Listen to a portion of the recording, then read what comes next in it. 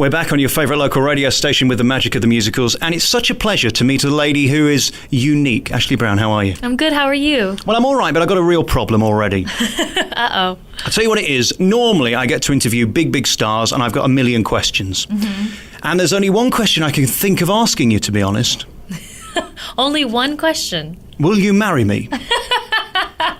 I don't know. I might need some flowers and some cards first. So. Should I be fancying Marry Poppins? Because I saw you on stage last night and you just brought such glamour to it. So anyway, will you marry me? Of course. Good. I need a good English man, so... Well, your accent is remarkable because sat here now, this is you. On stage last night, you really were Marry Poppins, and that was something that made me nervous when I heard they were bringing this over. Because to do a good English accent is not that easy, as is proved in the film. Yes, it was not easy at all, and I went through a lot of dialect sessions to get there, because, Marry Poppins has to be practically perfect, and I knew a lot of English people were coming expecting this English nanny, so I worked really hard at it. But I learned, because I'm from the South, that Southern and British are the closest you can get.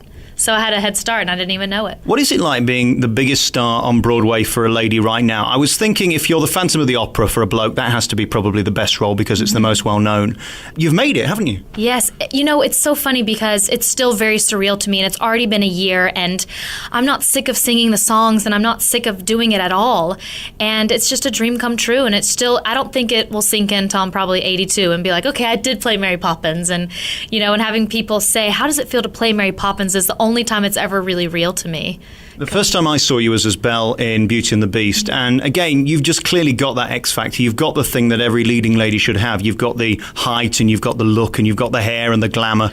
But the voice is so mesmerising, and I noticed particularly with your performance last night, even more so than in the West End, you really can shine in this role because they're good songs to sing, aren't they? Yes, I love singing these songs, and it was a movie I watched over 1 million times when I was little. So to really bring these songs to life on stage is so amazing, like singing Spoonful of Sugar and Feed the Birds, and it's just amazing. And to actually, do songs like Practically Perfect and Anything Can Happen, which are new songs, and actually sing something, people don't hear Julie Andrews singing, has been really nice as well. The question I was left asking myself yesterday was, how do you get through a 2-show day? Because you never stop, do you? I don't. I'm never off stage, and when I am off stage, it's more hectic than when I'm on stage because I'm changing or getting water or whatever. And, it's really about pacing yourself. And, in between shows, I kind of nap. I usually order in if it's cold out or just kind of hang out by myself in between. And, my parents are very thankful because I was always such a hyper child. I think my hyperactivity is being used finally. So I was born with a lot of energy. The one thing I noticed last night about your voice is it's got touches of kind of opera in it. It's got that belting big final note that you kind of go, is she going to make it? Because there are some shows you go to and they don't make it. How nervous are you on those 2-show days at the final performance in that last big number that you're going to get the note? I'm not really nervous about it anymore. Obviously, if I'm ever under the weather, it's very...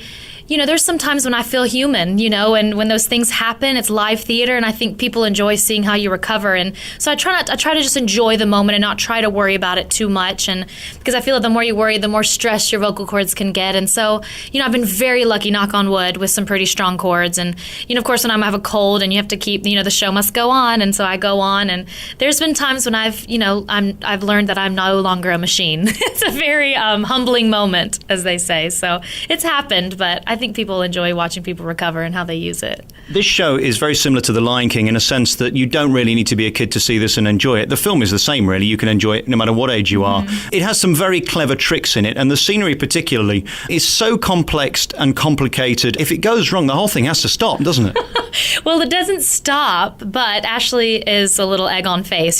There are nights when I'm not as magical. Just because a lot of my magic depends on the calling of the show, or it just depends on me. And as I said, it's live theater and you're not always the best. And so there's been times when I've definitely had to come up with lines, and the audience always eats it up. And you just kind of have to be on your toes because there are things, because so much goes on in the show and there's so much magic and so many amazing things that when it goes wrong, it goes real wrong. Did you have to train with David Copperfield to do this? Well, I definitely had to train with the person who came up with all the magic for all the Disney shows. And so I trained, and I was so nervous because I'm like, oh gosh, I never went to school for magic. Oh my God, they don't know who they're dealing with, because I can be clumsy at times. And so I definitely had to learn how to do it, because there's definitely the lamp that I pull out is, made out of oak, and everything's heavy, and I'm singing at the same time. So it was definitely learning everything bit by bit and kind of putting it together in layers. Another thing I have to ask you, are you okay? Of course I'm all right. Well, I'm worried about your back going up and down those stairs all those times. It's got to hurt your poise, hasn't it? It does. It actually hurts my legs, especially Sunday nights, the 8th show of the week. I swear they add an extra stair. There are some times when I'm like, oh my word, my thighs are killing me. But it's great. It always gets a good laugh, which makes me happy. What is it like being a leading lady? I mean, you're it, really. You're what every girl who goes to the theatre school dreams about. You've got the top role. It's hard to believe that you would ever be out of work again because you're so consistent. And I think that's the key, isn't it, to being brilliant? Every single night, and that's one thing that I've definitely learned, playing this role is it's not as glamorous as you might think. I live a very disciplined life, just because, I'm doing what I love to do. And so that's what it's also worth. I don't even know if I call it sacrifice because it's not even sacrificing because I'm able to do what I love to do. But yes, it's one of those professions where you can leave everything at the door, and there are days when I don't feel like singing Spoonful of Sugar, but I do, and and pretend like it's the first time because the people in the audience had never seen it. So, it depends on how you look at it. It's a great thing that you can just leave all your baggage at the door and have just a wonderful, happy show, and we all leave so happy and we all get along. I know it sounds like I'm being paid to say this, but we really do have such a great company. But it is sometimes I don't get tired of singing the material, but sometimes my body and voice is tired, and it's something you have to overcome. Where do you go after this? Is there anything bigger on Broadway now? That's probably, I think, my biggest fear is this is such an amazing thing for me. And, people are like, what are you going to do next? What are you going to do next? And I think I'm at a place where, I'm only 25. And of course, there's going to be other things. But, I'm so happy and content and fulfilled right now that, it's hard. I try to, just focus on the moment and not worry about the future. So I don't look back and say that I never enjoyed that moment. And because I really feel that things are going to happen the way they're supposed to. And that's kind of been how I've thought about life up until now, and it's worked for me. So, I definitely think, at one point I'm going to have to break out, but it's been so nice being able to do Marry Poppins where my family and my church and everybody can come and enjoy and not have to be in, Slut the Musical, where I would have to be like, sorry, Grandma, you can't come, But, one day there's going to be a day when I'm going to have to do something like that. One thing that really bothers me about what you do is that you go on there every night and you're the big star and you work so hard and you're clearly the best at it. I seriously think you're one of the best people I've ever seen in the West End or on Broadway. You just have that magic.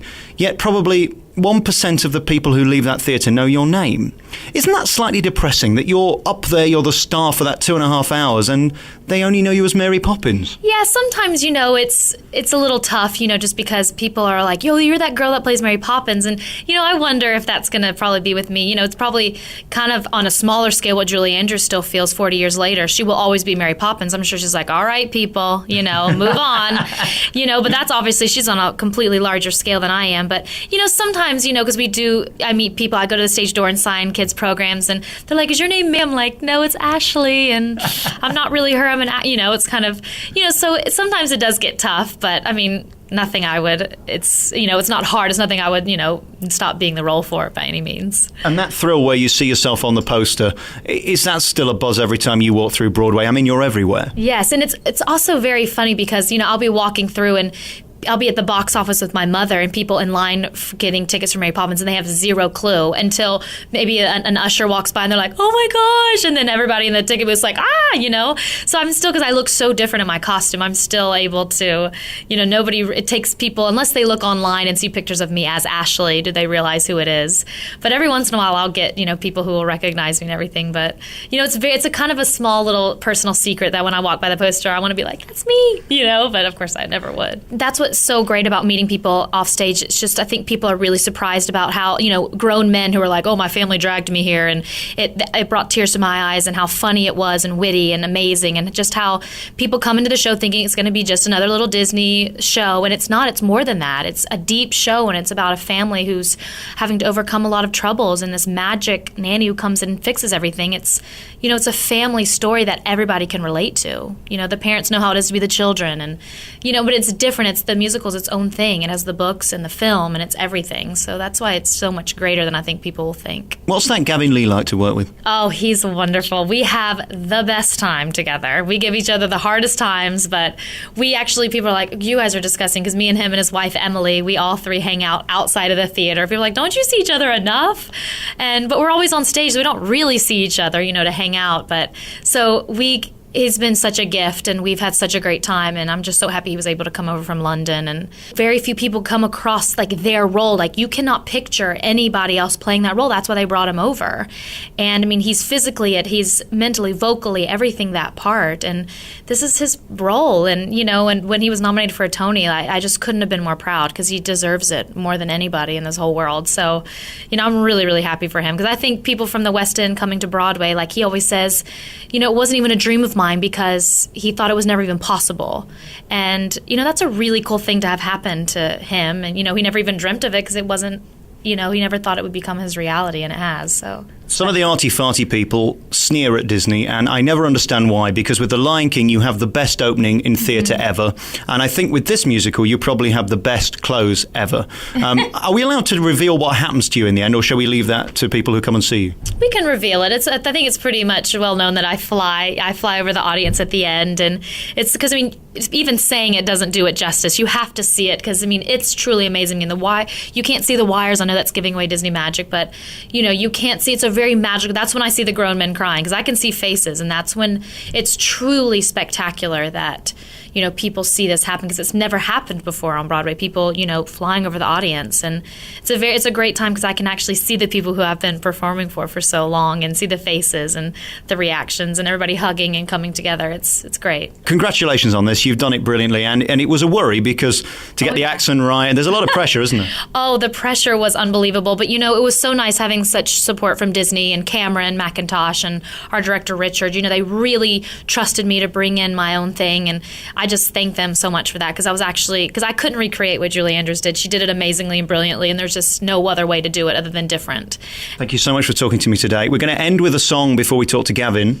In the show, I actually sing Feed the Birds with the Bird Woman, but on the track number 8 is a solo version of Feed the Birds. Thank you so much for talking to me. You're fabulous. Thank you.